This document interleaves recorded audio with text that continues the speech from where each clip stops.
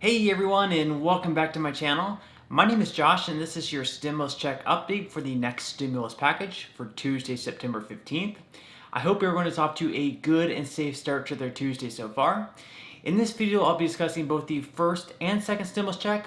I'll also be discussing unemployment, why the two sides are still optimistic about another relief package, and then I'll be wrapping up this video by answering some of the comments and questions that I received in my previous video.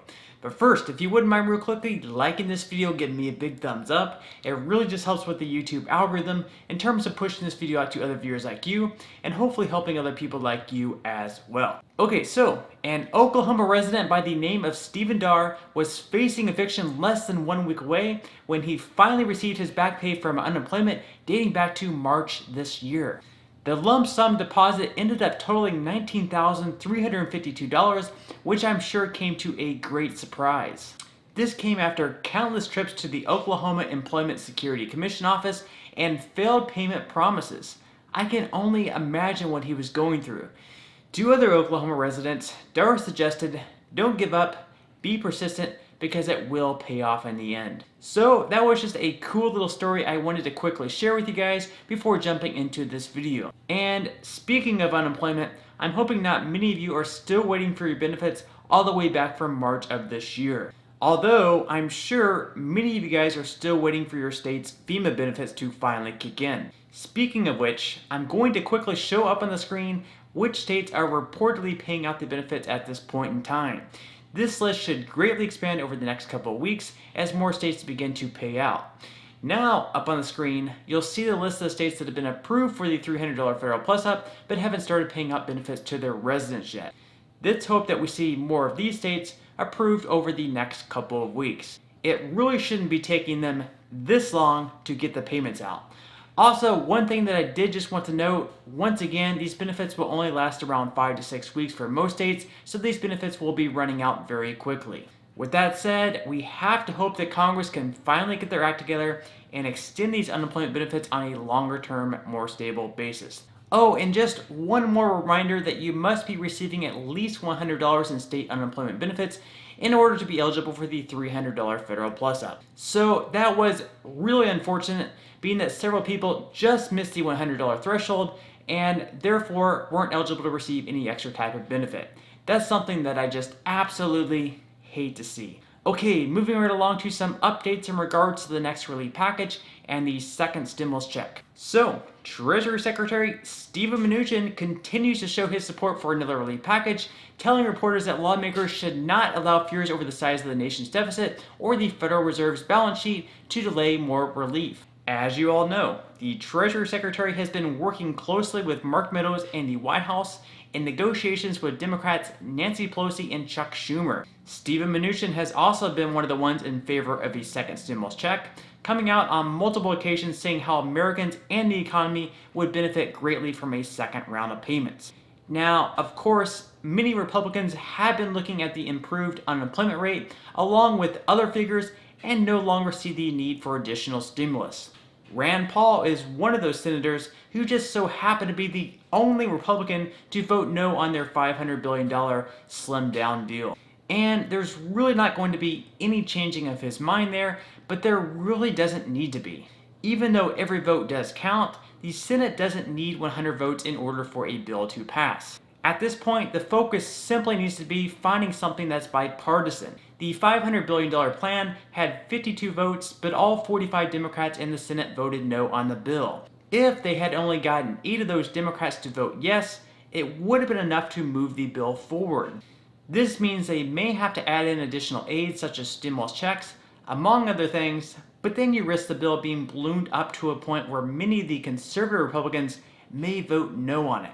This is why they need to find a happy medium where they can get just enough Republicans and Democrats to get on board to get this bill passed. But first, they need to get back to the negotiating table. And Steven Mnuchin has made things pretty clear that he's still willing to work with House Speaker Nancy Pelosi on a new deal. Mnuchin also expressed optimism, again, by saying there are many areas of this next bill where there is an agreement between the Democrats and the Republicans. This is quite true.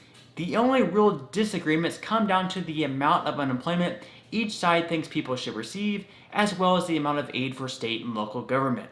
House Speaker Nancy Pelosi has repeatedly refused to continue negotiating unless Republicans are willing to raise their price tag up to at least $2 trillion, so it's hard saying whether her mindset will change on that. Now, Pelosi did say recently that she is completely optimistic that the two sides will reach an agreement because that's what we all want. Right now, it's the hope of Republican leaders that some of the more moderate House Democrats end up pressuring Nancy Pelosi to move off of her position. If this pressure continues to build on Pelosi, one Republican argued, then she may be forced to meet in the middle with Mnuchin in negotiations. That could be the case, but we've seen time and time again that Pelosi has been unwilling to move off of her positions. It might even take President Trump to be willing to come up to $2 trillion just in hopes that it may help his poll numbers if he gets another relief package passed. With that, of course, he'd also have to convince enough Republicans in the Senate to vote yes on a bill with that high of a price tag, which could be challenging. Also, being that President Trump hasn't even spoken with Pelosi in almost a year, it's unlikely he'll agree to her number anytime soon. Other than Steven Mnuchin and Mark Meadows attempting to work out a deal with Nancy Pelosi and Chuck Schumer, we also have the Problem Solvers Caucus working out a proposal. And what exactly is the Problem Solvers Caucus, you ask? Well, it's a group of 50 members evenly divided between Democrat and Republican, and their main focus is to solve our country's toughest challenges in a bipartisan way. Most recently, the Problem Solvers Caucus endorsed the Great American Outdoors Act, which provided funding for national parks. So, with the Problem Solvers Caucus now having their bill, something that should be bipartisan, we can only hope that the House and the Senate will also be on board with what they came up with. Remember, Nancy Pelosi and Mitch McConnell sort of hold the keys to the House and the Senate, so it will also be important that they get on board with what's being proposed as well. Regardless, any news that brings optimism is good news, and I would say the Problem Solvers Caucus can only help move this bill forward. Regardless, it's important that they continue to focus on this next relief package and find compromise however they can, because even though the legalization of Mary Jane is a popular topic, it's probably not as necessary as passing another relief package. That's just my opinion, anyways. And in case you're wondering where I'm going with that, that's one of the things that the House plans to vote on at some point in the near future. The legalization of marijuana. So, really good stuff there. And as I said previously, even if it's something that you're totally for legalizing, a very strong point could be made that it's not going to look the best in the media when struggling families see the House is voting on this bill rather than a bill for more stimulus. They do say that there's no such thing as bad publicity, but in this instance, yeah, I can't think of much good that would come from it from a perception standpoint. Okay, so at this point in time, I'm just going to give a quick update on the first round of stimulus payments. At this point, even though most of us have already been paid, there are still way too many people who haven't even received their first check yet. Being that we're only a couple of weeks away from October, it's pretty incredible that we still have people who haven't even received their first check yet. Now, as long as you filed a tax return within the last 2 years or started receiving Social Security benefits before this year, then there is no action required on your part to receive your payment. On the other hand, if you haven't filed a tax return within the last 2 years, or you started receiving Social Security benefits this year, then you should quickly fill out the non-filers tool on the IRS website to be eligible to receive your payment. Additionally, if you received your $1,200 stimulus check, but you haven't yet received the $500 for each dependent you have under the age of 17, then you should quickly fill out the non-filers tool to claim them by September 30th. Otherwise, unfortunately, you'll have to wait all the way until next year to claim that $500 credit on your tax return. And finally, if you have any questions in regards to your first stimulus payment, you can still most definitely call the IRS at 1-800-919-9835. And the only recommendation that I would have for you is to call just a little bit earlier in the day just to avoid those longer hold times. Also, you may not learn much more information from calling them than what you can already find yourself through the payment portal. Alright, so at this point, I'm just going to answer some of the comments and questions that I received in my previous video. And if you have any other comments or questions for me, please feel free to leave them in the comment section below. I do try to answer as many of the comments and questions as I possibly can, but for those comments and questions I'm not able to respond to, I do try to pick some of the more popular ones to answer in the next video in video form. Okay, so without further ado, let me go ahead and jump into the first comment of today's video, which is from Joe. Joe says, are we going to get a second stimulus check or not? Thank you so much for your question, Joe, and at this point, it's still completely up in the air. I'm personally still optimistic that we'll receive one, and I think there's a better chance that we will receive another check than not receiving one, but this is something that's completely out of our hands. Congress is either going to have to pass another relief package with stimulus checks in them, or President Trump needs to find a way to issue an executive order with stimulus payments. I will say that since the Democrats and the Republicans both still want a second round of payments, the likelihood at this point is still high. Okay, moving right along to the next question of today's video, which is from Ronald. Ronald says, Josh, I'm still looking for my first check. I'm on SSI and no one can tell me why.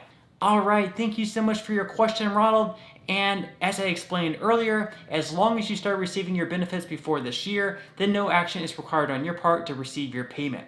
The only reason at this point that you wouldn't receive your payment is if someone claimed you as a dependent on their tax returns.